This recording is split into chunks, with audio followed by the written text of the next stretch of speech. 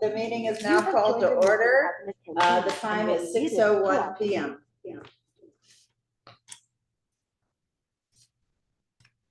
All right, so we currently have 0. Okay, we have one guest, so that's us. Sorry. Okay, we currently have 0 remote participants. For remote participants, please make sure that you are using the most current version of Zoom or an updated web browser. Certain functionality may be disabled if the app or the browser is not updated. You must register using the link at the top of the agenda. Click raise hand when you wish to speak on an item, or click unmute once you've been called to speak. You may also submit written comments by emailing me, Jackie Kali'ia'a, at jkeliiaa@alamedaca.gov. Comments submitted during the meeting before the conclusion of the public comment section will be read into record, and my email address is also on the meeting's agenda. If a remote participant is having difficulty, I suggest you call using the number 1-669-444-9171, meeting ID 896-4208-1044. This information is also on top of the meeting agenda, and people participating via telephone have to press *9 to raise their hand and *6 to unmute. For in-person participation, a speaker slip must be submitted to speak on any item. Speaker slips are located on the chair over there with pens. If a commissioner would like to speak, please physically raise your hand and the chair will acknowledge your request. The chat function has been turned off. Oh, we do have one caller participant right now. And the other one is us. Yes, yeah. People call. Oh, you can do it. Call to order. The meeting is now called to order. The time is 6:03 p.m. Right. Commissioner Liz Rush. Present. Commissioner Robert Ferguson, absent. Commissioner Platzblumer. Present. Commissioner Lisa Martin. Present. And Commissioner James Martin. Staff Jackie Kali'ia'a, present. Staff Dwayne Dahlman. Present. Okay. Comments from the audience may concern matters either on or not on the agenda, but must deal with matters subject to the jurisdiction of the Public Arts Commission. Comments will be limited to 3 minutes. Comments concerning matters on this evening's agenda will be heard when that item is called. Kali'ia'a, do you have any items to read into the record? I do not. Okay. Raise your hand if you'd like to provide public comment unrelated to an item on the agenda. Raising their hand. No. Over to you. All right, so that begins with item 3A, which is to approve the draft meeting minutes. The first draft meeting minutes is from April 14th, 2024. That was a majority was the Circle Up training. Do we have any motion to approve? I have a motion to edit. Oh, you have an edit, okay. Motion, because it says I was there, but I was not. Oh, sorry about that. I will remove you from it. Once we make that edit, is there any other edits or questions folks have about those particular minutes? No. Okay, I'll remove Lisa Martin from there. Motion to approve with the edit. I second that. Motion to approve. Then second by Liz Rush. Okay, and then for the second set of meeting minutes from April 28th, which was the deliberation of the 2025 public art applications. Any edits or? I have Okay. no edits. All right, do you have a motion? I moved. Okay, I second it. all right. Lisa Martin, motion, James Martin, second. Okay, great.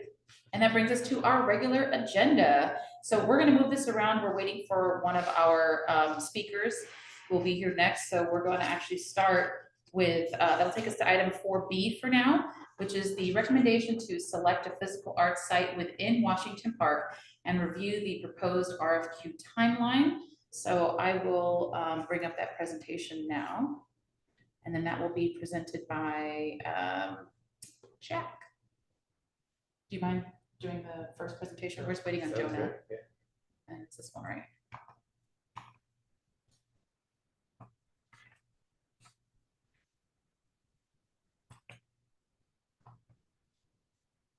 Okay, let me know what you're for it.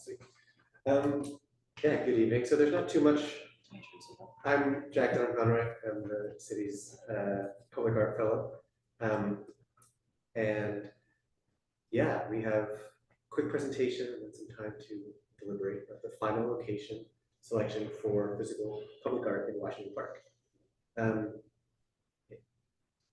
So we had our PAC special meeting walkthrough. We looked at these 4 locations within Washington Park that the Rec and Park staff had suggested as suitable locations. We looked at all of them, discussed the pros and cons of each with you all and staff and Rec and Park.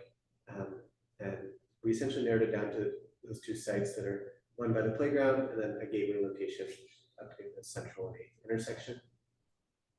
The next. So these are the 2 being considered at this point that I had just mentioned. We can, I think it's there's not too much more to add. We can go back and talk about the things we talked about when we walked through the park.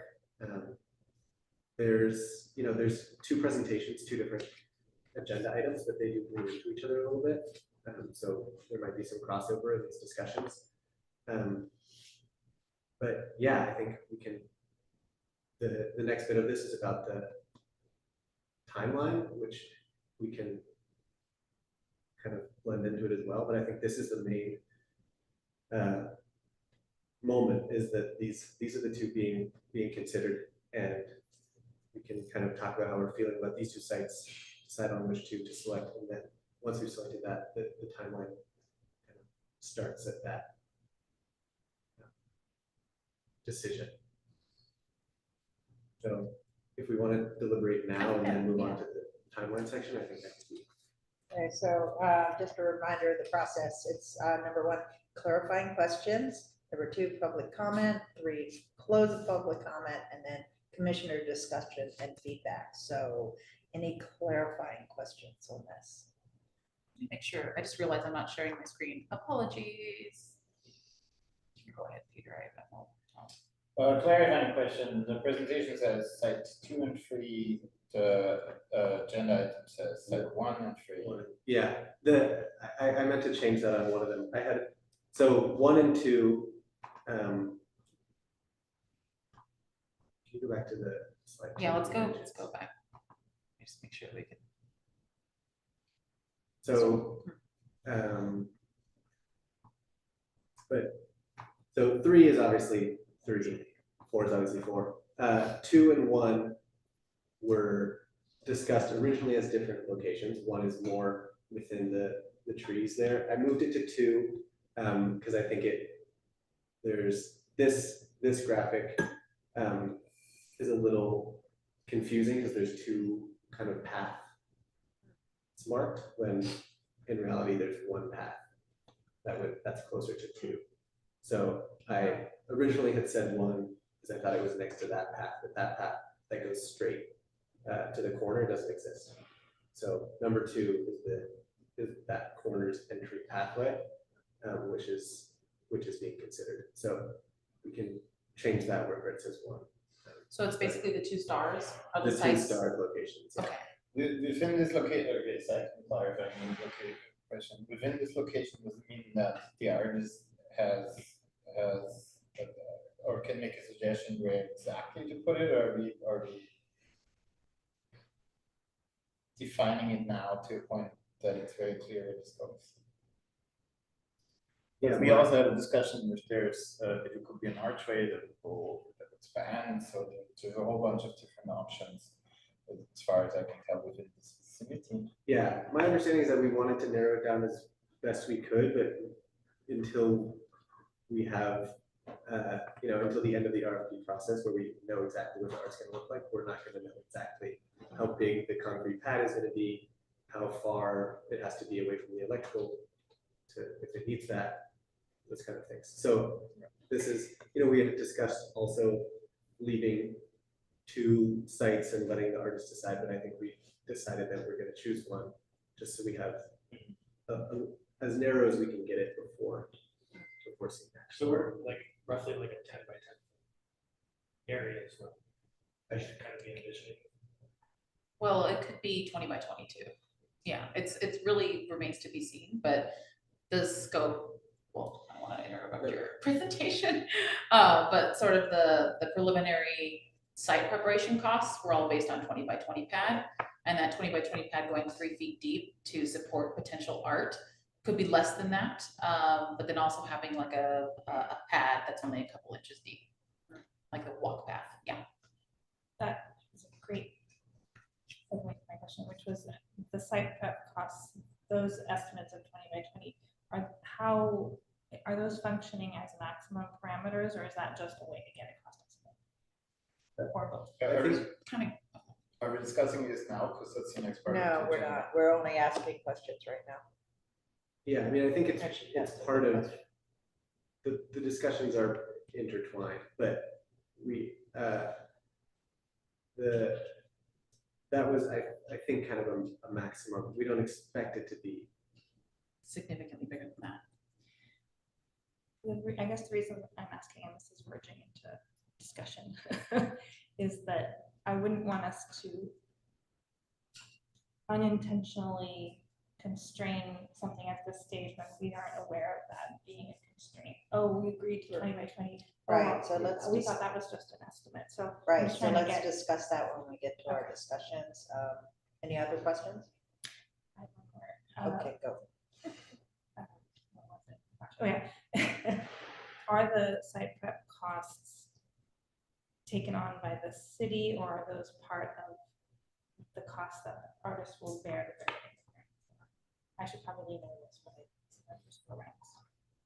So we're taking into the total cost, the total spend, and it would be the grant, go into the grant essentially to cover site preparation costs, which is why we're asking for that dollar amount to be inclusive of those costs. And they're just estimates, and they're probably a little bit more, they're not very conservative. We would rather overspend than underspend. It's something we learned during our most recent commission, where we did not account for approximately $40,000 in site prep. And that was not included in the original grant. And so we're really trying to do our due diligence now to scope out those costs in advance so we have a better idea. But it is clear that costs are going to be slightly more for number 2, which is the Star site, just because of its location to irrigation and electricity, et cetera. I know that this is hard to separate, but this first little presentation is about, I mean, yeah, it's hard to separate from the cost because it's so important, but choosing one location and then the next is about total budget.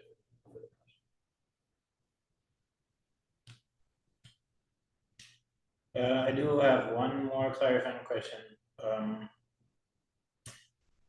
There was a general discussion at the presentation in the park, and I don't think all commissioners were part of this, that it would probably make more sense that one of the sculptures would be more archway gateway sculpture, while the other one would be more interactive art piece. Is that still the thought?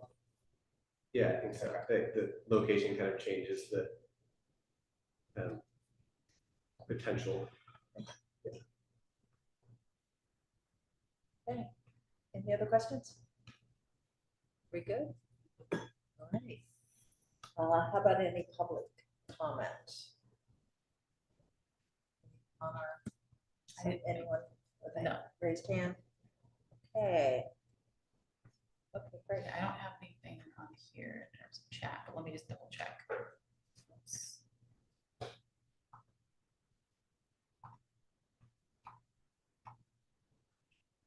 I don't see any comments. No. Okay.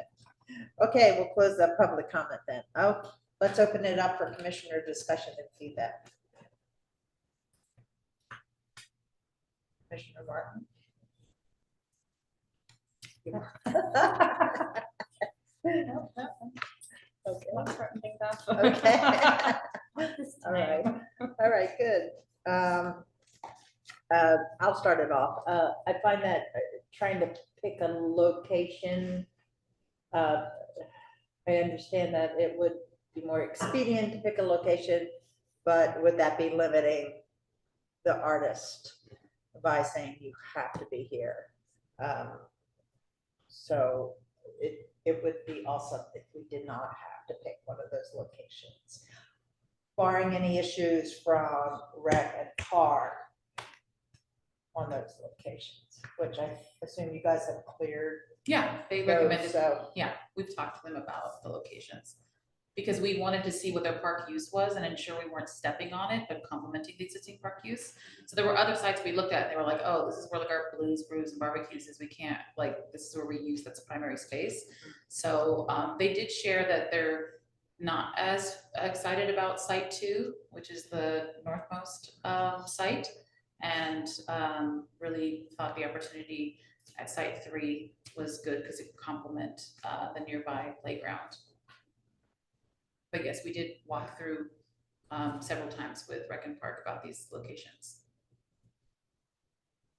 so perhaps their objection to number 2 is that it's too close to the road? Did they give a? I think they thought it was competing with the already existing introduction sign that's there, and that it might have more utility and people would enjoy it more if it was closer to the playground. But that was just a couple thoughts we got from the Rec and Park folks. Okay.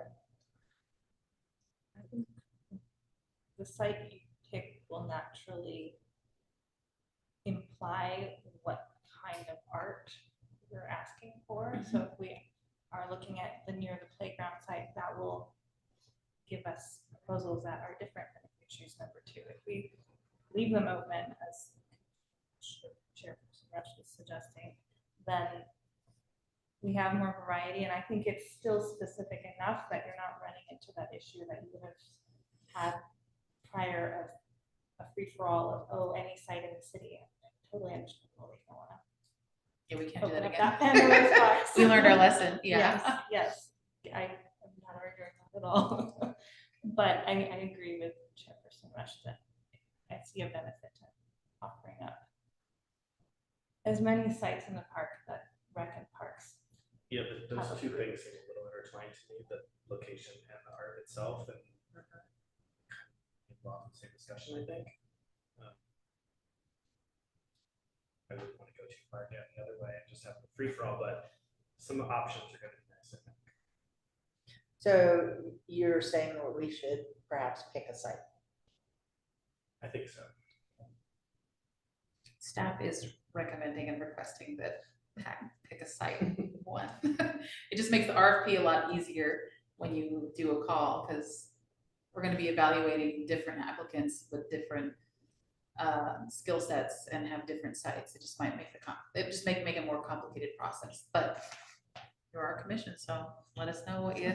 I wasn't there for the walkthrough day. Yeah. I'm definitely preferring site number 2 over site number 3. But again, I wasn't there. I think site number 3 is just a big open site where you could sort of spread out. 2 felt a little tighter to me, although it was a lovely entrance to the park. Yeah. And honestly, I think that their signage for the park could be improved, and perhaps that sculpture could incorporate some signage to that park. Yeah, I like the entrance to the park on the corner. It's kind of just like right out there. 3 feels a little bit crammed into the playground and the tree right there to me, but It's more spacious than it looks. Yeah, I It can is scoot. true, it's Let me true. Scoot. It's probably like 50 by 50, but we were just pulling 20 by 20 as like this is Yeah. median amount of pad. It could be smaller, it could be bigger. But yeah, Rec and Park did say that this space is open for opportunity.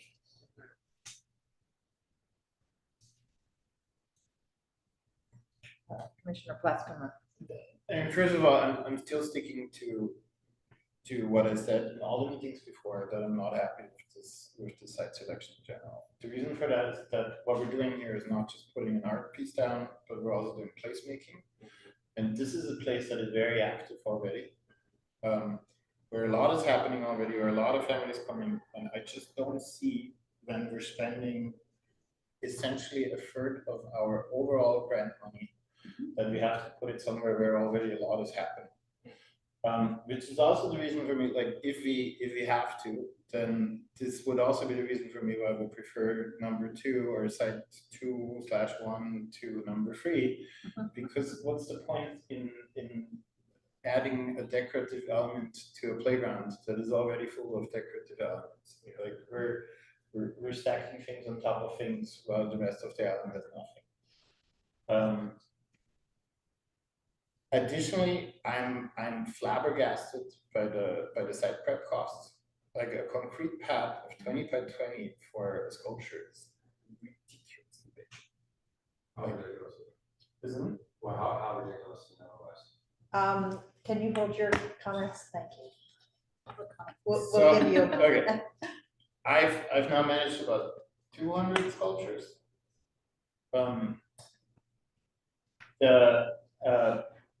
A pad of 20 by 20 that is 3 feet deep would be an incredibly, like, let's make it easier. Let's just look at exhibit 1 of the next of the next agenda item. There's three suggestions for different sculptures.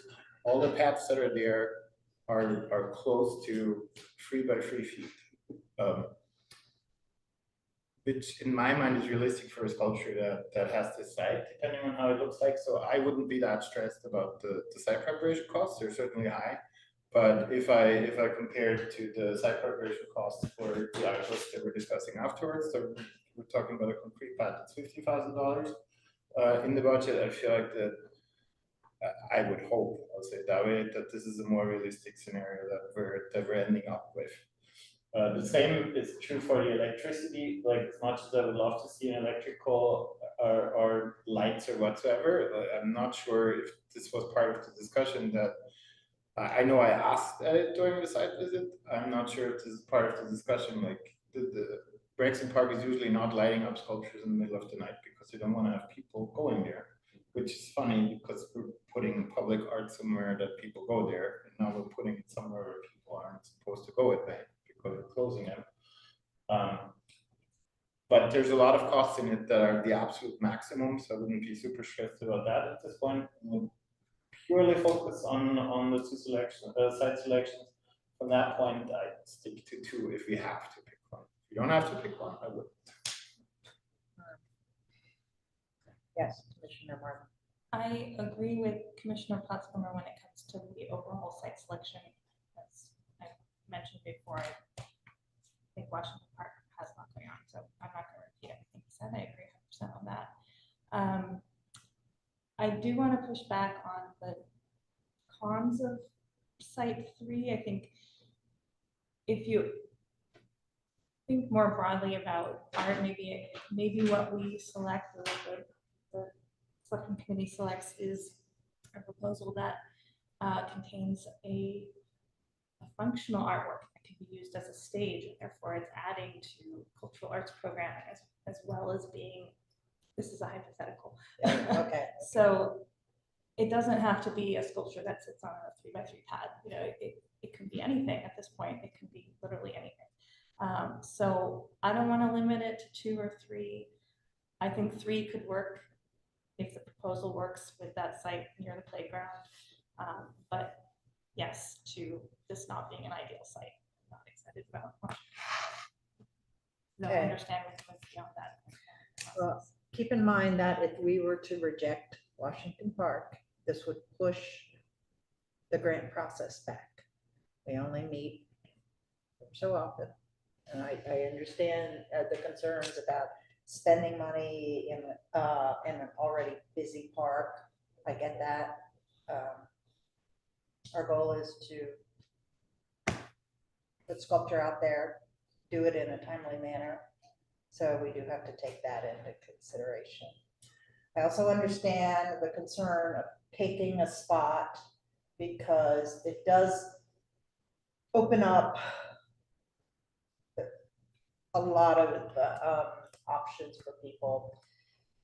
Perhaps the person who picks site 2 doesn't have the best sculpture. Site 3 has a great sculpture, but is lacking in some way in the RFP. So how can we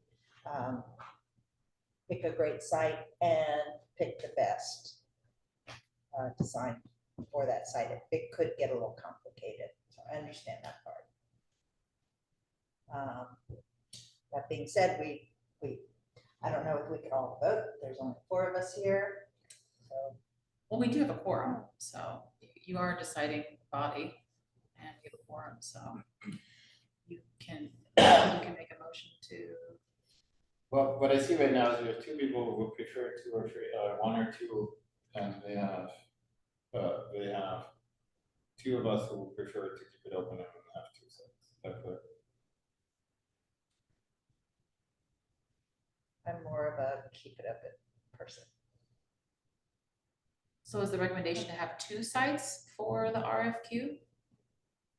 Is that what you're asking, or are you asking for all 4 sites for the No, RFQ? I was just asking how the current, How do we Whether feel we about try that? and not. where we are with our discussions, if it's worth putting out to motion or not. Yes. I don't think any of us is saying all 4 because we want to go by what Parks and Rec Right. has given their seal. I'm happy with 2 and 3 myself. I'll maybe add one thing. My one problem with the number with site 3 is, like, at the end of the day, I want to have art that is being seen. Which to me means to be closer to larger, or to where there's more traffic, which to me means putting it as close as possible to Webster without losing site 4, because Maybe central. we've seen, no, but I mean, people are coming from Webster Street, they're going this direction, they're on Hey, Central. It just feels like this is more visible for more people than site 3. That's very integrated in the park, and I appreciate that, but then we're adding, just as said before, stacking things on top of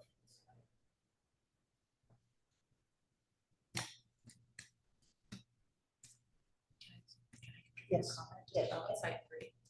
So just in talking with Pat with Rec and Park, we were sort of just chatting out loud and throwing ideas about what this potential art could be.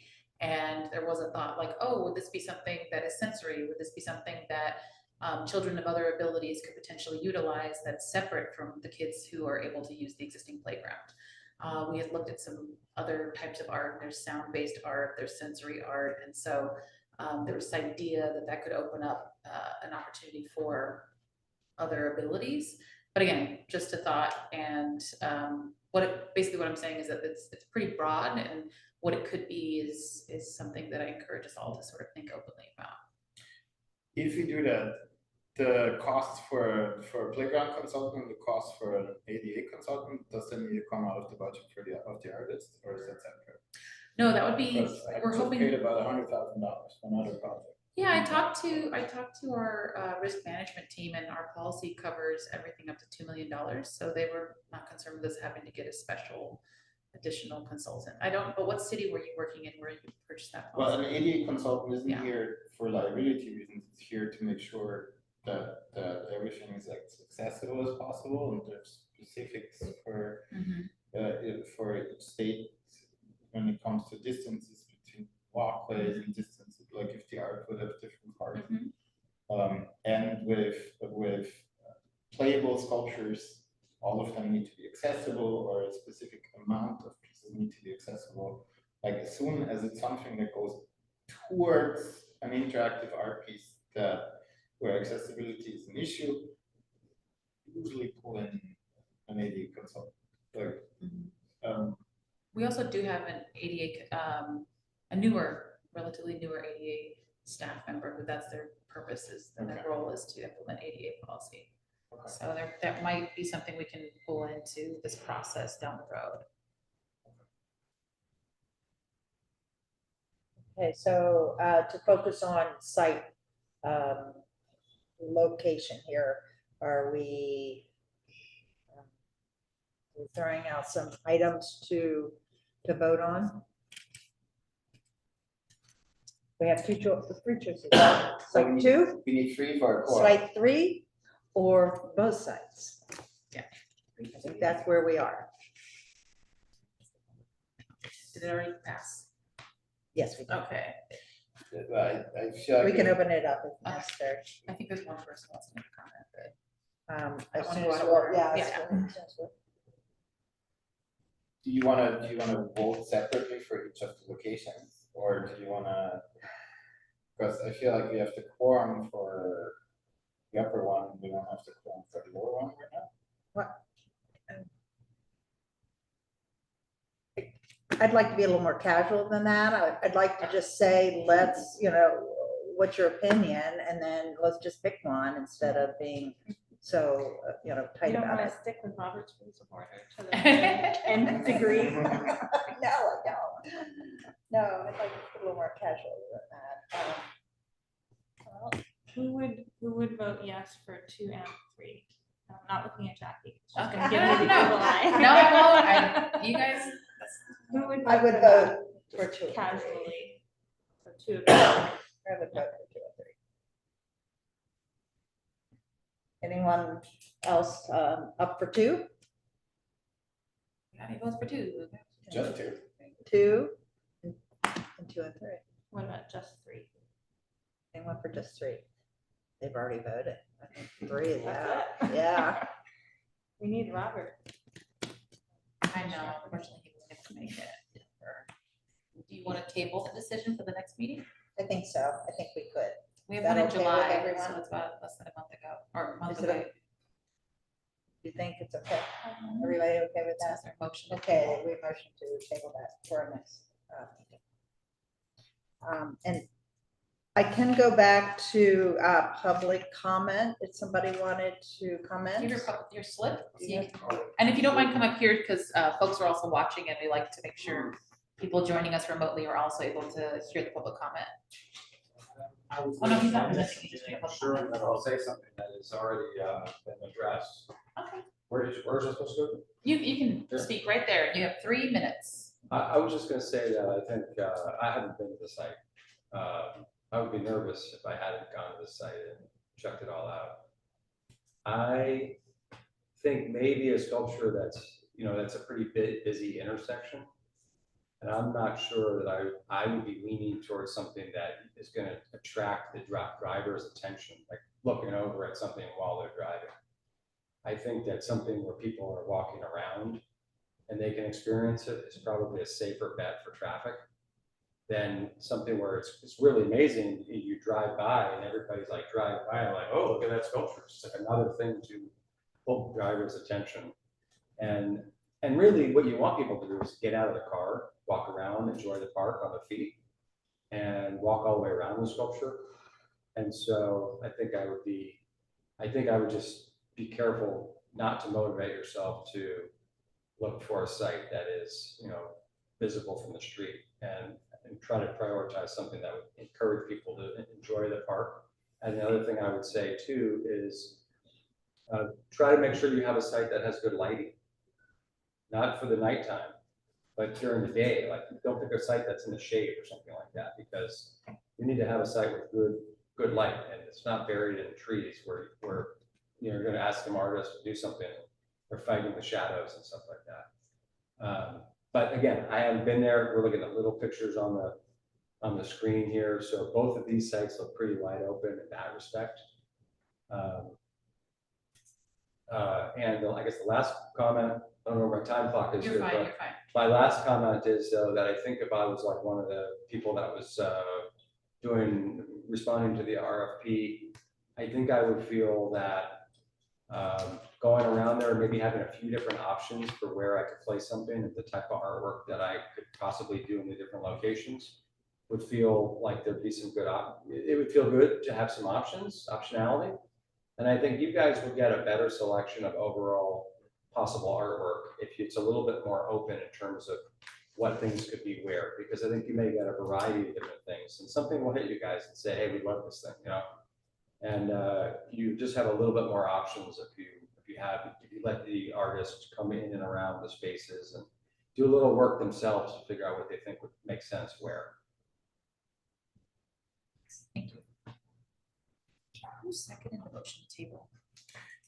No one has, but I'll second it. I could actually live with the fact what you just said, so I would be willing No. to. You're changing your vote. I mean, to be honest, both are hidden behind trees, so it doesn't matter.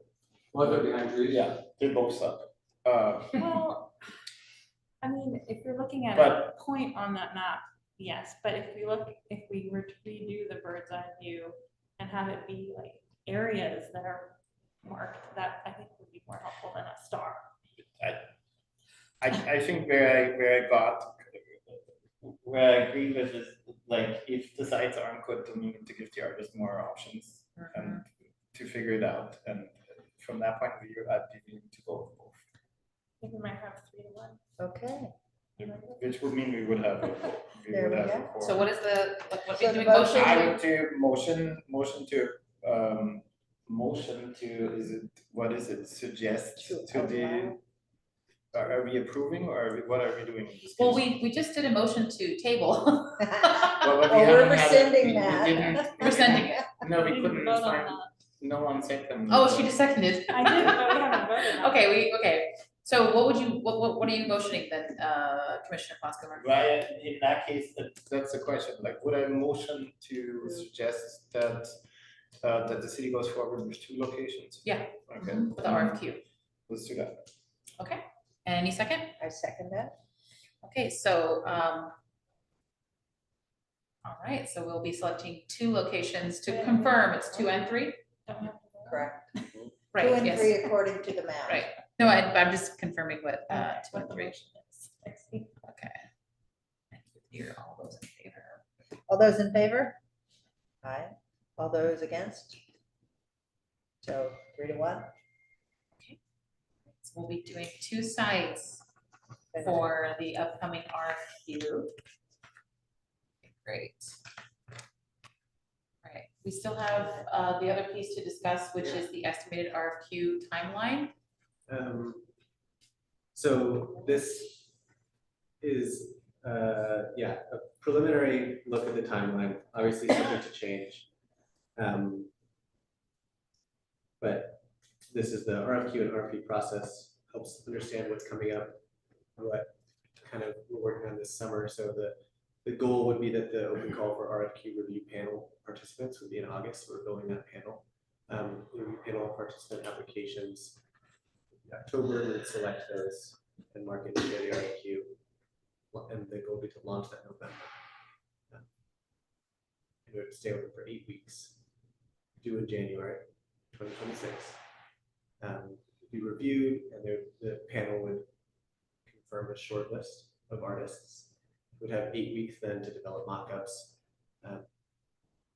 Receive those in April, and do outreach in the parks, Washington Park, and do community feedback, see what they like. Berkeley recently had a design scrapped because community was not a fan. So those things are very important. Then the review panel in July would select public art grant awardee, and August would begin design development. September through November would be fabrication, and then all the installation would be 2027, so early 2027. And yeah, this is just, I think if there's anything hugely glaring, we can definitely talk about it, but it's mostly just to have To review it. y'all's eyes on it and see what we're thinking, kind of based on what's been going on regionally, timeline wise, and that stuff.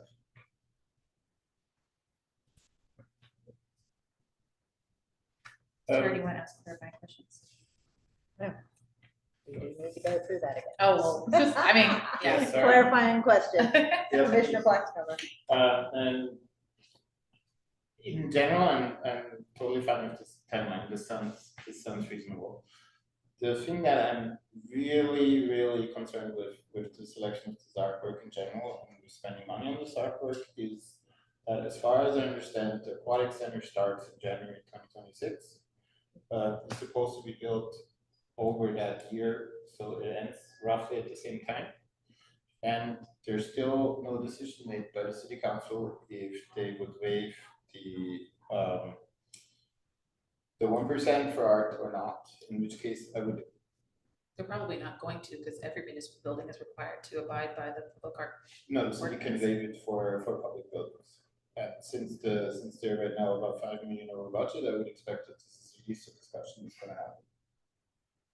In which case, I'm really terrified that the idea is that this sculpture is supposed to be paid out of the public art grant. The sculpture at the Aquatic Center, which would mean that we would have two sculptures at the same time with roughly the same budget and essentially eat up 2% or 2/3 of our budget within a year. So that's my one concern, and How are you calculating 2/3? because we're talking now about 300,000 in all reality with all the site preparation costs. The other one is supposedly right now at 340,000 if it's 1% of 34 million. Which is roughly 700,000, and then it's like a significant chunk of our money.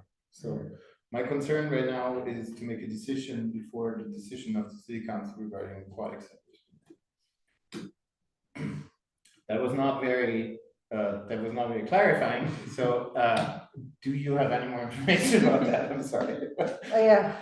So Okay. to the question about municipal development, so there is a public art ordinance and it requires that municipal developments and private developments, $250,000 or more to pay a 1% fee, which would go towards public art in the city. Either you can commit to it yourself and do on-site art, which we'll get a presentation about that very soon, or you pay into the fund. To my knowledge, we have not received a waiver for any municipal building, meaning they've all paid the 1%. So my expectation is that they will pay the 1%. I am not speaking for Rec and Park. I am not Rec and Park. Ultimately, that would be a decision that would be made. But once they actually get those development permits in, that triggers a call from planning to say, hi, Jackie, we've triggered the $250,000 valuation. Now you have to start that conversation. That conversation hasn't started yet because they haven't started building. But we're going to bring that up, and history shows that they've all paid. So I would assume based on the past that might happen, but it is a large project. It is a priority for the community, and you know, we will cross that bridge when we get here. At what point, so are we obligated to choose one of the applicants once the RFQ goes out? Once the RFQ goes out, there's going to be a panel, and that panel will make the ultimate decision on number one, who gets to submit to the RFP. So it's the RFQ process first to review the qualifications of the artists. And then thereafter, once that short list is identified, then those 2, 3, or 4 artists go out and make a mock-up, and that's what was reviewed, sorry. But it's happened, I don't know if it's happened in Alameda, but it's happened where you put an RFQ out and it doesn't, the review panel says this wouldn't, none of these work in our city. Yeah, I mean, I And- guess at what point in the timeline can we say we're choosing none of these?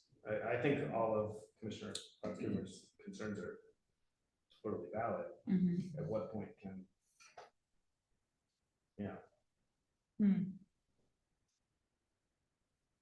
Not Would only it, for. would it be, I mean, your initial deal is the RFQ review shortlist confirmed by Right. review panel, so February of would that 2026. be the time to say, okay, well, we've reviewed it, tabling this? and now none of it. Nothing's. We can there. say we don't like the applicant. You guys can say you don't like the Yes. applicant. Yeah. That's Well, my this is question. two different questions. This is about, you're asking about if we have economic issues that preclude us from going forward with this, but this is more like aesthetically, the review panel does not like any of the options. Oh, So are both Yeah, of they're those Well, I guess possible? that too. those are both I'm possible. just saying. Mhm. Those outcomes are It's good both to possible. know when we can pull out if we need to Well, for and- financial reasons. RFQ isn't even so much about aesthetics. The RFQ is just about qualifications of the artist and their past Right. experience. Okay. So, but you can all say, hey, we don't like any of these. We Right. want to table this and do the RFQ in the spring, you know? Which could would do that. mean, which will mean theoretically that would happen at the time when the building, when they already started the construction. So perhaps you'll have more Yeah. information by Yeah. then, Yeah. so, And that makes sense. okay. Any other clarifying questions? I was curious how the review panel process works. This will be my first time convening one, but I am working closely with Amanda Gerke, who used to manage this program.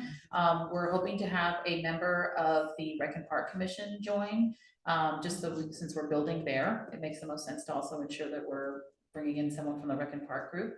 And then, it would be great, we'd like to, put an open call out, so like a neighbor who lives in that neighborhood to also be on it, and then a member or two from the commission to be on it. So we're imagining a panel of a diverse sort of, cross-section of folks representing different interests in the neighborhood, the department, as well as the commission.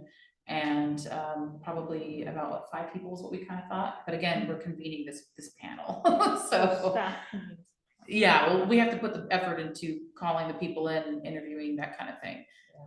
We So, don't approve. but well, we're gonna have to No. get 2 members of the pack to be on the panel, And it's so. usually held not as a, one of our regular. It's meetings. separate, It's a yeah. separate thing. Yeah, But I mean, it's true, we should approve the panel. yeah, I mean, but what I'm saying is staff is convening, staff is doing the open That's call option, and yeah. collecting people and making that happen. And then we'll have the panel confirmed. Once that's confirmed, then they'll be a part of the evaluation processes for the RFQ and the RFP. Okay, Okay. in which case, Any other- I will put in a motion to accept the timeline. Hang on, we have to do public comment. I'm sorry. You're right. Any public comment? I- Yes. I wonder if you could just walk through the timeline. I heard you say RFQ and RFP. Both. But I don't see RFP on there necessarily, unless I can't see it, but you're gonna first figure out who's qualified in August. And then make mock-ups. And then at one point, are you gonna contact artists and say, hey, you're qualified, give us your concept, That's here, the mock-ups. mock-ups? So okay. this is where the RFQ is Yeah, reviewed, a Okay, short list of, hey, here's the 3 people we love, Okay, yay. And then we okay. go, here's your budget, because we're also giving them funding right. to make the mock-up. And we're giving them time to make the mock-up, then they present it. But yeah, that's where we want their design, their concept. So that they're gonna turn that in May, April, April? received, Do completed. they have enough time from when you? We give them 8 weeks To develop the concept? Yeah. And then. and money to do so. And then when you award it in July, they could really start working on producing the piece. Yeah, I mean, that's when the award is granted. So What's the concept- design development in August? I think that's the working of. That's the work That's of like- the piece, yeah. Yeah, They're working on the piece. Okay, and then So- there's fabrication in September, November. Which is also working on the piece? So you might as well say August, September, I mean, November. design development would essentially be the fabrication design, Yeah. so like the fabrication plans and stuff, as far as I understand. Okay. Then production. I imagine design development is also working. the schematics closely and with the everything, like city, once, yeah, like, exactly. not Sure, just off everything. But from the also with, studio. yeah, Why a mock-up? Like, are we talking about renderings too? Are we talking about a physical model? yeah, physical model, yeah. Why? This is something we've done in the past. We have several physical models in our office, the mosaic, Mhm. rock spinners. We have a cool dragon that never came to be. We actually have the public come in and review. Yeah, that's the physical idea, is the public would models. be able to look at these. That way, We go to the somebody park and says have them this out. sucks, the public will say it. If you could suggest another way to do it, I would suggest doing that, but, Okay. There are several opportunities to pull the ripcord if you guys don't like any of it. It just means that it also lengthens our process because we start the process again. okay, is that it for public comments? Yes, yes. Okay, close the public comments. Commissioner discussion and feedback on the estimated RFQ timeline. Any additions, any changes in there?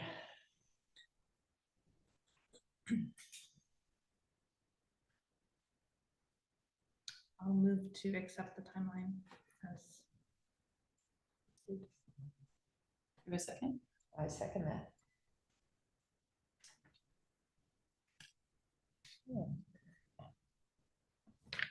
Okay, so that brings us to, we're gonna actually rewind and go back to our first topic, which is our on-site art application. You want to do the budget later? I just wanted to get him, my goal was to get him in and out, but, because I imagine the budget's gonna be a lengthy discussion, if you guys are, okay. Yes, that's fine. All right, so let me pull up that presentation one moment.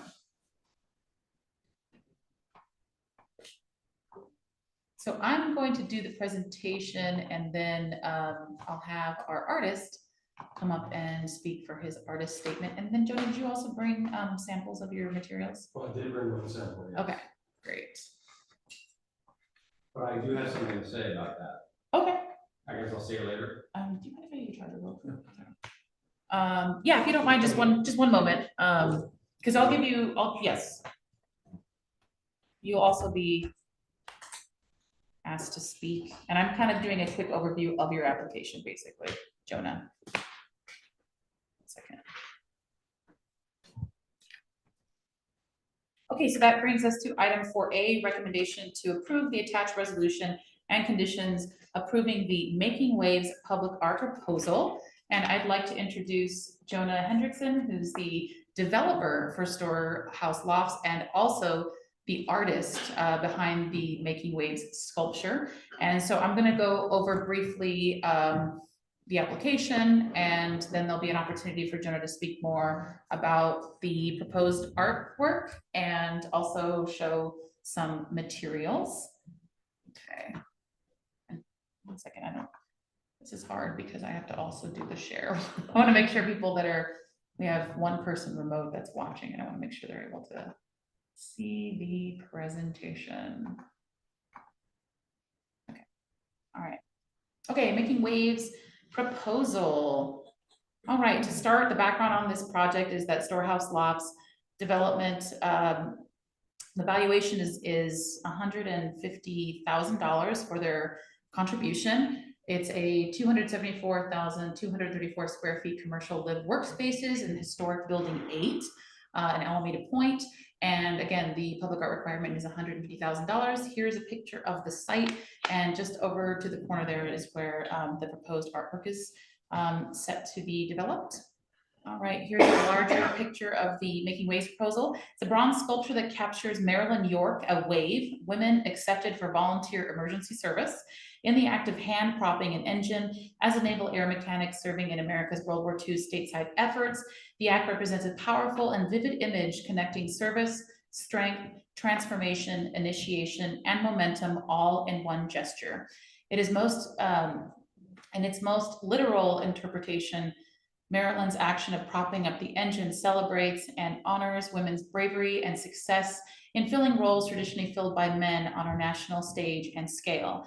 Making Waves is also a powerful metaphor symbolizing and celebrating the initiation of a powerful wave propelling forward women's access and transition into America's workforce and the realization of greater recognition and equity. So Maryland's name will, and the United States Navy waves will be casted into the concrete for this artwork. All right, this is another picture of it. So this is a close-up of the art. Guests, residents, as well as passerbys will be captivated and engaged by the larger-than-life sculpture at a main entry of the building. The bronze sculpture is 5 by 8 wide and is standing of 15 feet tall, will be permanently installed on a 10 by 6 by 3 foot high concrete pedestal near the corner of Saratoga and West Ranger, east of the dog park at the main access to the Storehouse Lofts, and 8.5 feet away from the street curb. Conveniently, there is a red zone in front of it, ensuring its view will be unobstructed from the right of way. There will be a 6-foot minimum of unobstructed walking space, 360 degrees around the sculpture for it to be viewed from all sides. The sculpture will also be viewable at a great distance, including from the neighboring park across the street and the former site of Building 114. And at this time, I would like to bring our artist up. Jonah, you're invited up to provide a statement on your proposed artwork. The truth is, that was my statement. I wrote that. You just read it word for word. I did read it word for word, but you said it great, so I want to make sure I honor that. Well, it's just the idea, you know, I don't know how I could say it really any better. I will only make it worse if I try to say anything, but the idea is that, you know, there's a lot of different ways to go when trying to create a piece of artwork at Alameda Point. And my particular background is in classical figurative sculpture. And I was trying to think of something that looked active and wasn't stiff and conveyed movement, and also, but very much honored, you know, the context for our development, which is on the former naval base. And also honored somebody who, or some people who were not the typical honorees that most people think of when they think of military history. I wanted to point a light on people that played an important role, but that probably haven't gotten nearly the recognition at all. And I did a little poking around at the museum down there at Alameda Point, and talked with a couple of people from the city of Alameda. There's one guy who's kind of a historian guy that I talked with. And, you know, we all kind of, I said I wanted to do something that really focused on the role of women, essentially. And, you know, we came up with the idea of Marilyn, who, you know, was involved early on in the 1940s. And then she stayed on after she was, you know, released from duty to be an airplane mechanic at Alameda Point for a long time, many years. Wasn't quite clear. Some of the dates sounded a little conflicting to me, but like something like 20 years. And then she was involved in founding the museum, which is, you know, that's a lot of service from one person. And so this is not necessarily an actual moment in time for her, but I think that given the fact that she was an airplane mechanic, even in the Navy as a wave, I think it's very likely that she would have once or twice propped a plane. And because I was looking for something active, this image of this woman that I found online propping a plane just seemed like this is a great image, because, you know, it's so active and it's doing something that is seemingly a very dangerous job if you don't know what you're doing. And she's taken over the role of a typical trained man that would have done it. So she's showing bravery, she's showing technical skill in a new trade for women at the time. And it's also, and what I also like about it is it's also a metaphor, you know, like she's starting something here. And that's what I feel like was taking place historically when women played a role in the military during the war. They didn't just come in there and stand in for a few rounds. They started something that continued on from there, and it's the reason why there are so many very talented and powerful women that are even leading the city of Alameda today. And so I just thought it was a worthwhile, you know, concept start to finish. And I think that this is kind of neat because everybody looks at it and thinks it's something to do with baseball at first until you get a little closer look at it. But that's cool because the first impression is motion, is action, is something that's familiar, something that's very kind of grounded in the history of America. But if you look at it, it pulls you in, and you look at it closer and you start asking, like, what's going on there? What's happening? What's she doing? Or what is that person doing? Who is she? You can, you know, it brings you to learn more about it. And that's kind of the idea. Is it's an interesting way to share and educate people about something, and you know, connect them to the past and connect the very place that they're standing to the very past. That was the whole basis for the naval base. So I think it's, you know, I'm pretty excited about it. And I think it's gonna be very, very cool. And I think it'll be a nice defining feature for the building as well. I think that people are gonna, you know, it will be nicely done, and it will be at a minimum a very nice piece of sculpture that gives people an opportunity to learn and connect with the past. Thank you, Jonah. And I'm going to go through and show you a little bit more. This is I do want to say oh, one sorry. thing about Sure. the color. So we're on the Patina page there. And I realize that Oops. like I don't know what's going on.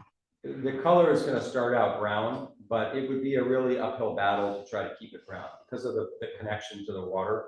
It's just going to go green. And so I actually brought a green sample in because I think that either we go brown and we just know it's gonna go green over time, which is fine, that's what bronze has done for thousands of years.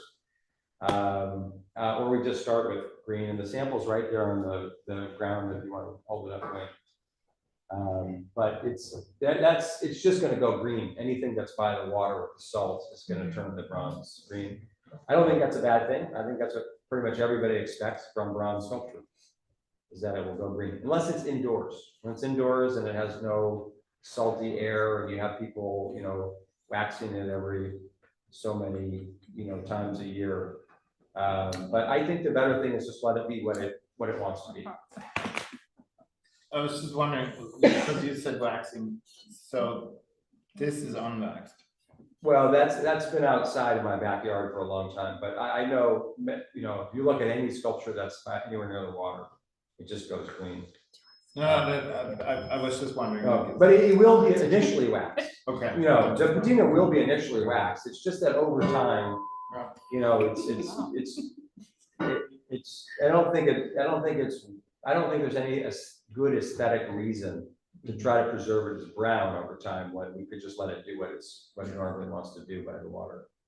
And then it'll look like every other bronze sculpture that people are used to seeing in their natural environments. Okay, so I just wanted to go quickly over the site plan. Again, this is all included in detail in the application that was attached to the agenda. Again, it's 8.5 feet from the street. And then, oops, let me go back. It also shows the existing landscaping around it. You can see those low water plantings that are nearby, but not too close. And low to the ground. And low to the ground. Oops, yeah.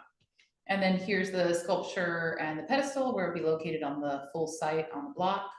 It's teeny. Yes, and then, gosh, this is really hard to do this with the. And where is it? Is it where the tree is currently? No, it's gonna be more like right here. We're gonna extend the little sidewalk and put it like right there. Oh, in that little. The tree that you can see on the photo, is that the tree that's marked in dog park, or is that a different? Yeah. That tree, it's like pretty far away. Oh, that's the dog park. Oh, I see. Mhm. That's pretty far away. So it's not- It's not gonna affect the light or shadow.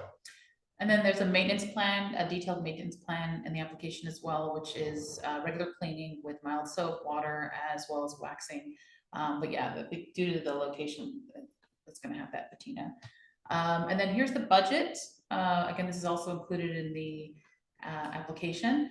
And full-size clay, engineering, bronze casting, artworks, and that's working with a foundry here locally. Yeah, Berkeley Artworks Foundry. And then the construction costs and the transportation installation artworks foundry costs. So this is a total of 150,000.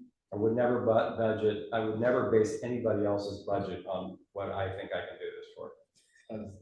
I'm throwing a lot of stuff in, and we're doing the construction on the concrete and whatnot. And mostly if you were to go look for a sculpture of this size and this whatever, it would not cost you $150,000. But because I'm the developer and I'm also an artist, and it's kind of near and dear to my heart, I designed most of the building and I've been behind the project for the last 10 years. I just thought it would be fun if I could actually do the artwork for it too. So I'm sort of throwing in everything that's above and beyond the cost of $150,000. And then, again, there's more detail in there, but I wanted to show you a couple pieces that Jonah has worked on. This is from 2022 at Chase Center, a sculpture of Mayor Ed Lee, and that was commissioned by the Golden State Warriors. And then this is another one from 2013, Adolph Sutro at San Francisco City Hall, and it was commissioned by the SF Arts Commission. And so the evaluation criteria is something we go through the ordinance, and staff has reviewed the resume and the examples that Mr. Hendrickson has provided, and previous work as well, and they demonstrate the experience and qualifications required to complete the proposed artwork. And the second question about sufficient public visibility, the proposed artwork would be, would be located near the corner of West Ranger Avenue and Saratoga and Alameda Point. And this location would provide ample visibility for passing pedestrians, cyclists, and motorists. And as a feature in Alameda Point, Making Waves reflects its surrounding environment and history. It tells the story of women in aviation and their contributions to our nation's wartime efforts and our city's naval air history. And the other evaluation criteria is proposed on-site artwork is durable and cost-effective. The proposed bronze sculpture would be durable with an expected lifetime of 50 or more years. The ownership of this artwork would remain with the developer, Alameda Point Redevelopers, and they would perform regular maintenance, which would be cost-effective using ordinary methods. Bronze has been used in other public art throughout the city, and there are no particular maintenance durability problems identified to date. And then finally, the budget for the proposed on-site artwork and any in lieu fees proposed is equivalent to or exceeds the allocation. The budget for the proposed artwork would satisfy 100% of Alameda Point developers' public art requirement for the Storehouse Lofts development. Okay. And now the next Great. questions. So clarifying questions now, commissioners, anyone?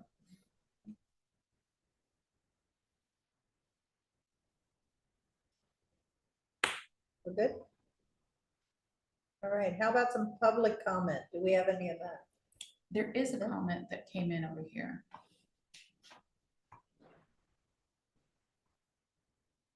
Just here to monitor what's going on. Thanks. We should have concerts in some of the parks around the city as well. Okay. Maybe that was before. It's not for the really- previous one.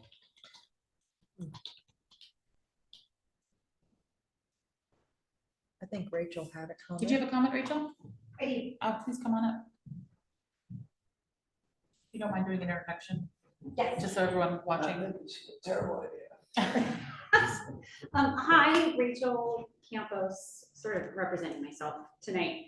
Well, normally I would love to see us break away from, since we had to work so hard to get away from the historical references. I would love to see more fun and whimsy. I really appreciate the thought that Jonah put into this.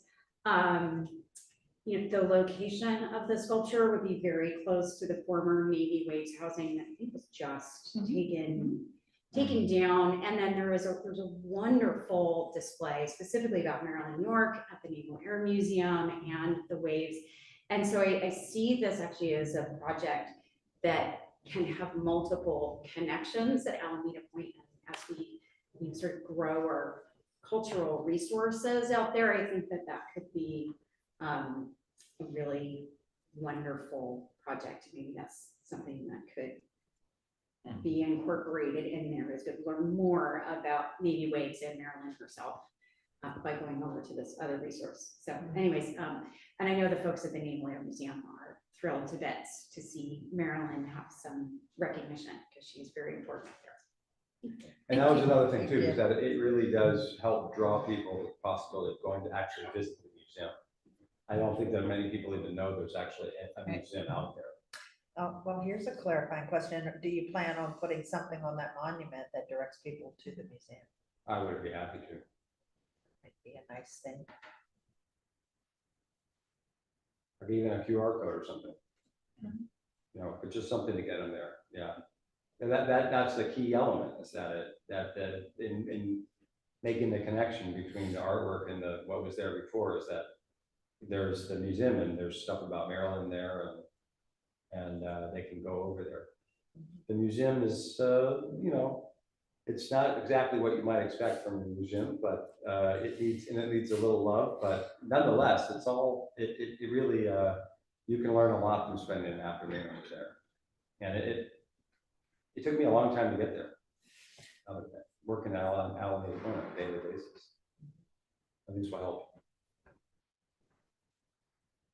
Peter, you look like you'd like to say something. Nothing clarifying. Okay, great. Nothing terrifying. This is nothing. You mean nothing too terrifying? Yeah. I like that. Okay. We don't do that in bars. It's so Barely or silly. barely? Yeah. But I only do this with city employees, not with bars. Okay, we're gonna close that public comment then. I think we're done with that. Commissioner discussion and feedback. Now. Go for it. I very much appreciate this. Like, first of all, the Arts Commission has a weird setup when it comes to these kind of these kind of sculptures, because we can essentially only say, is the artist an artist, and is the artwork visible? I very much appreciate that this one is visible compared to others, and I have to say, like, there's a lot of bang for the buck here.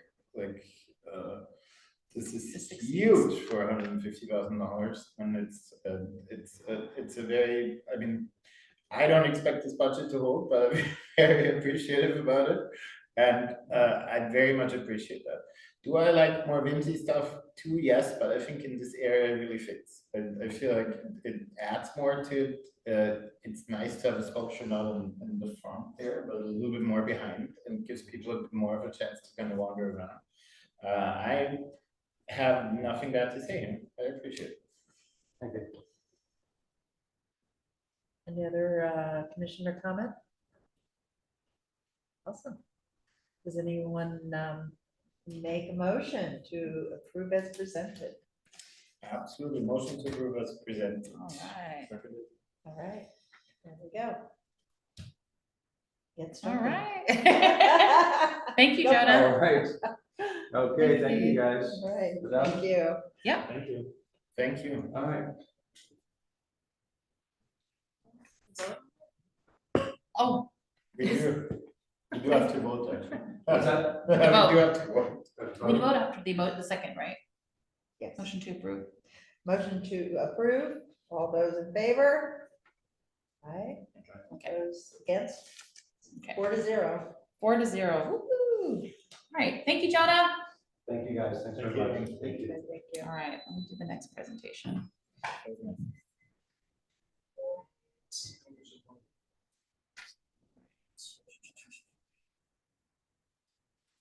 Oh, this one doesn't have a presentation, does it? Or is there? Oh, there is. Okay, sorry. It's on here. Just some pictures. Yeah, some pictures, yeah. There we go. I found it. Now I'm going to share.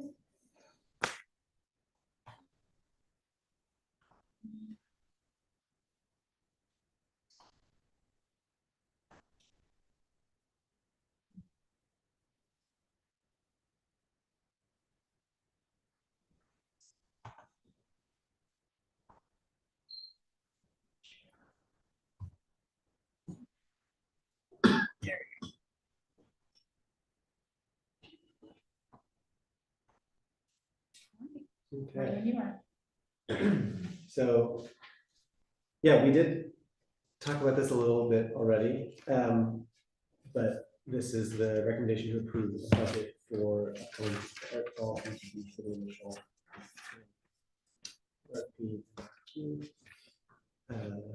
Next slide, we can look first just at the current public art fund budget.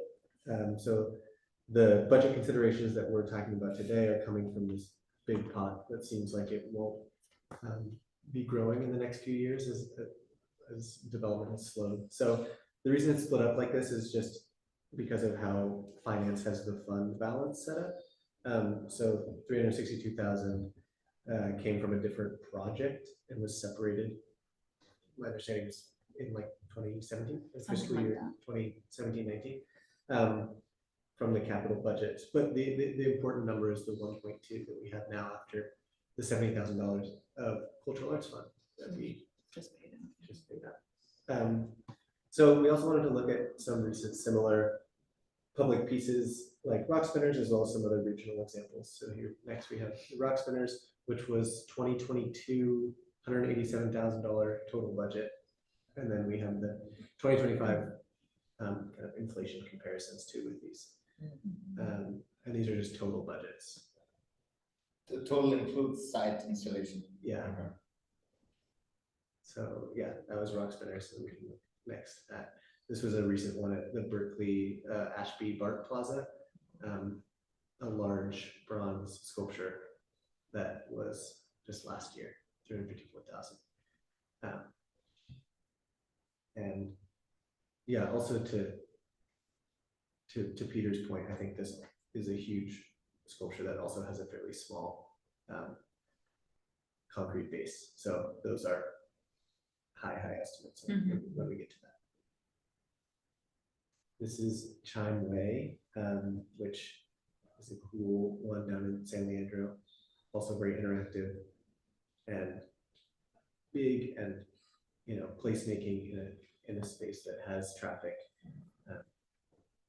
And that was 2016, I think, for 235,000 total project cost. They also had some interesting overlap with the city ended up, I think it was paid for the project, but there was a lot of work that they did with the Exploratorium to get this project developed. And then this is Passage, which is a series of these colorful kind of towers, which was a little on the cheaper side for get that. So that was last year, I think, as well, 2023, 135,000, which would be about 154,000 now. So yeah, and then one of the biggest budget concerns or things that are subject to change are these site prep estimates. So yeah, we did talk about this a bit already, but these are some things we like are very high estimates because we don't know about electricity connection, if that's something that we'll need or want. Concrete pad could be much smaller. And the depth of the footing was given from Brecken Park. I mean, the size too, but from the depth was recommended based on, I think, a scoreboard that they put in at Estuary Park, which was their most recent project. So those were the best numbers they could give. But you know, there might be art that isn't a scoreboard. Might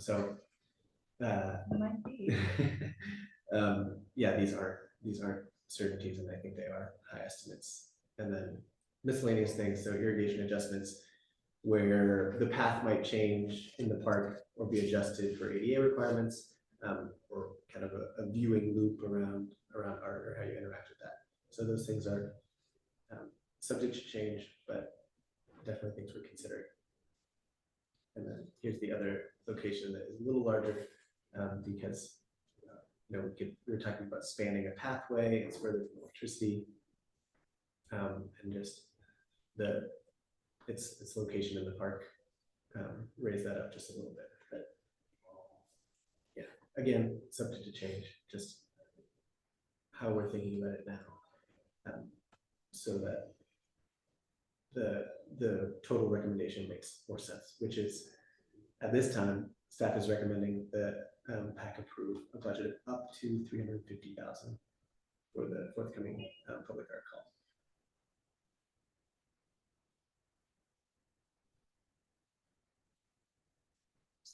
No, that's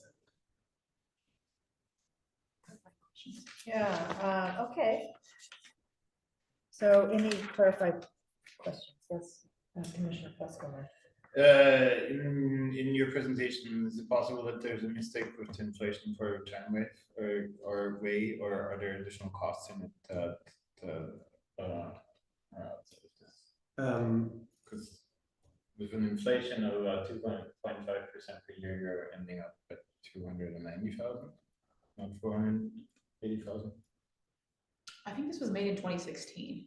Yes, that's 10 years. Yeah.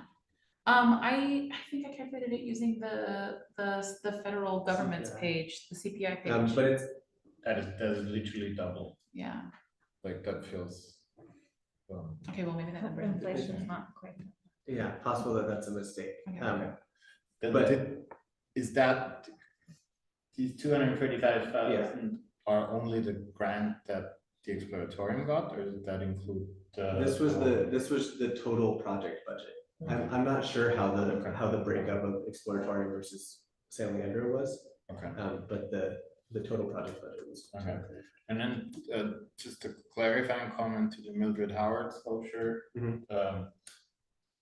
The city of Berkeley had allowed or had voted to increase the budget to a maximum of 354,000 from 210,000. Yeah. That it was in 2022, but they only used 35,000 for the increase. So the overall sculpture ended up costing about 250,000. Oh, they didn't use all They the, didn't use the whole one. They wanted to go from 8 feet to 11 feet, and I don't think they did that. So they were only allowed to increase or to use up to $150,000 based on actual costs. So it wasn't that much, I think, okay. which is still a lot. Brass sculptures in general are just really, really expensive. Or bronze sculptures in general are really, really expensive, which is also what I wanted before. It's surprisingly cheap. All right. Okay. Any other questions? Okay, any public comments? Oops. I don't have any comment on my end. Okay, we're gonna close the public comment. Commissioner discussion and feedback. What do we all think about this budget? Does this seem reasonable to achieve a substantial piece of sculpture in Washington Park?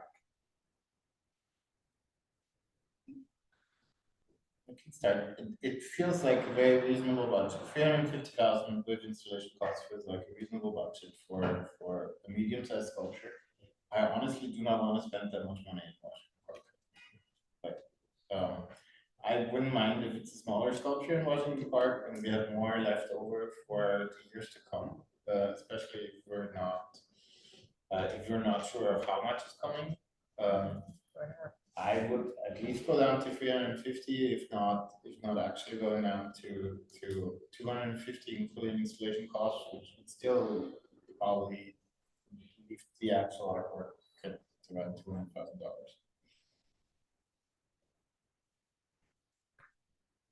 I just look at that number and think about how much arts programming we could fund with that, how many rounds, so I would support reducing that number.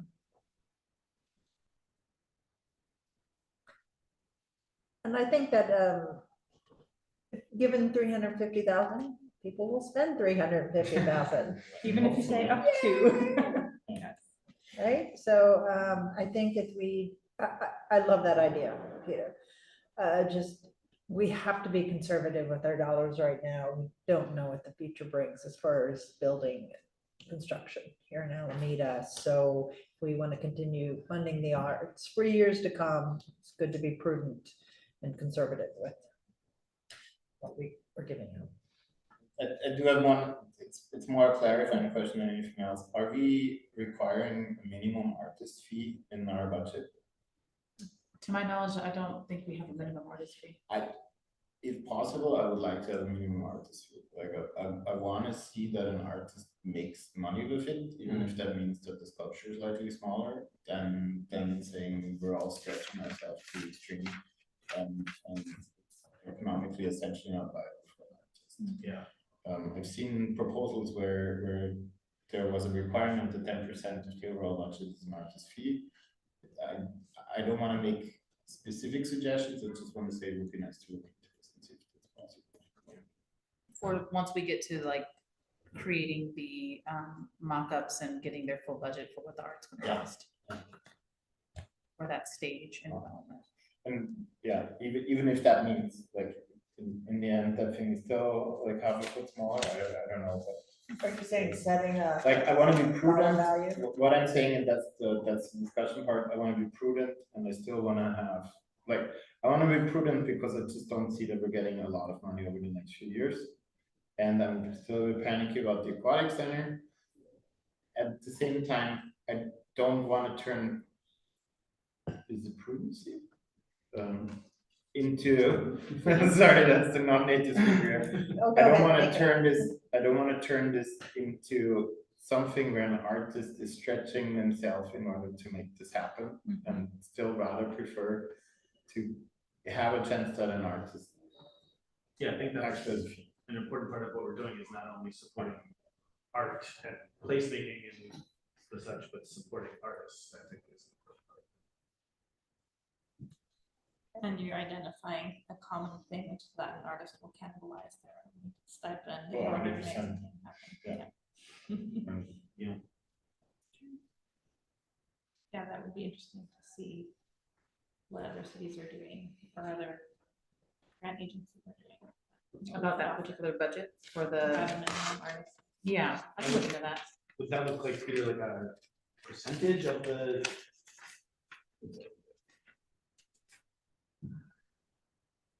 I honestly, I'm not sure, like, I wanna give, I wanna give you as much flexibility as possible, I just wanna say, like, right now, this is too much money for me to spend under current economic circumstances, and at the same time, I wanna make sure that the artists don't have to feel like they need to stretch themselves in order to make anything happen. Like, that's the two comments. Well, would that number then come in when they come in, the RFQs come in? We look at that carefully Yeah. and make sure that is happening, right? Maybe that's a good reason to start with a lower number. And we can build on that as we see fit. So that being said, what would a comfortable number be for us to put out? Are we slashing this by 100,000? Is that enough to create something? I mean, taking into consideration that perhaps 90,000 of it might be for site prep.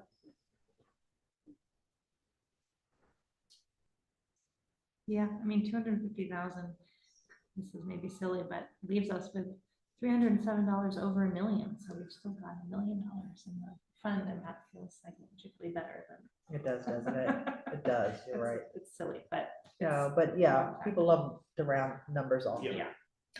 How would the proposal look, or how, let me adjust it, how would the RFP look like when the overall budget is 350,000? Like, what are we asking from the artists, that they give us a budget for the site preparation too?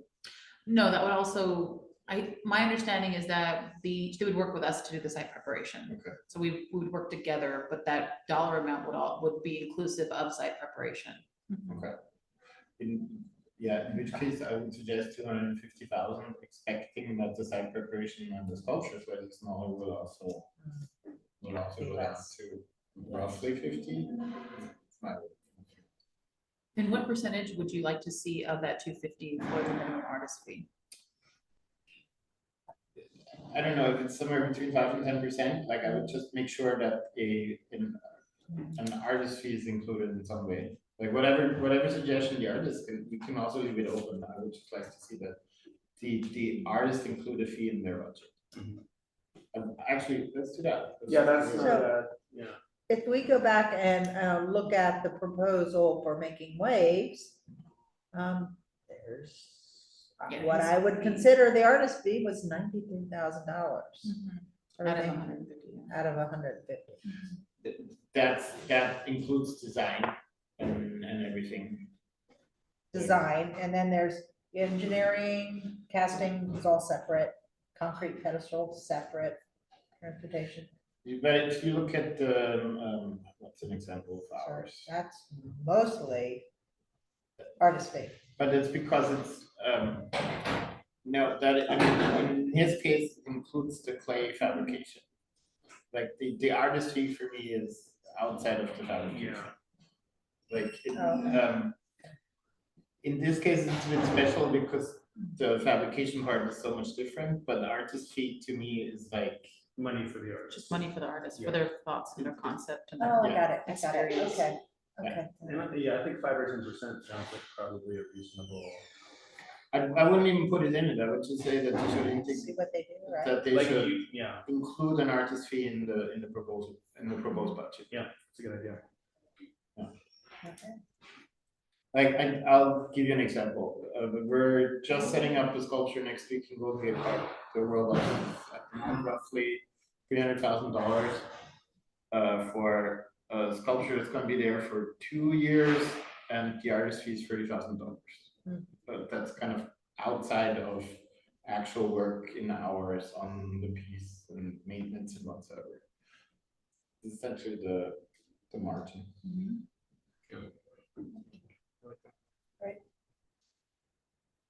All right, so I think what we're proposing here is a reduction in the approved budget for this project.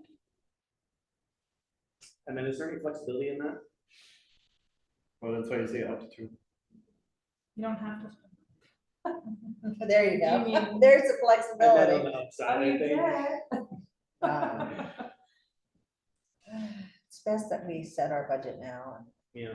you know. Because the budget is gonna go into the RFQ and want to let people Yeah. know, like, this is what we're working with and Yeah. this is what we plan to spend in total.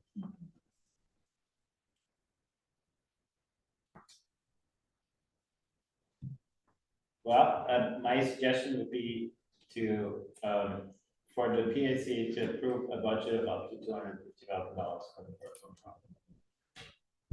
I second that. 260, but like. Sorry, was it seconded by? Did you? Okay. Yeah. Okay, all those in favor? All those Alright. opposed? Okay, motion passes. All right. We have a budget. Okay, that brings us to 5, staff communications. Hey, so does the staff have any other items to communicate to the commission? Nope. Are there any written communications to share? I don't have a, Any commissioner communications? Yes, Commissioner Platzcomber. I had a wonderful gamelan concert by Rhythmics at the Harbor View Park last weekend. It was absolutely worth going, and I wanted to thank every single arts organization. There was quite a lot that were involved into organizing this, and actually doing this very first art event at this new park. Very nice. Very good, very good. I had a question for staff, actually. Did everyone who we awarded a arts programming grant accept the sometimes reduced amount? yeah, no, yeah, they did. Right now, we're in contracts with all of them. So all 10 were notified, and all the folks who did not receive a grant were also notified. And we're currently writing contracts, and the funds can't be released until after the 1st tomorrow. But there are already a few folks that gave us like their half of the, I have a few folks that, I have 3 events that are in July. And so they're just waiting because we have to go through the finance process. But yeah, they've all been notified. Right, I'm glad that everyone who got less than they asked for is still able to go. Oh, yeah. Are the events that we fund in the public art information, like in the email that we send out?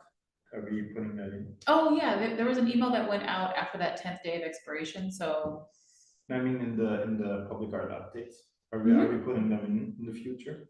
you mean the awardees, are their email addresses going into that? No, that, Are we notifying them? that we inform the public about events that are coming up if they were funded by us.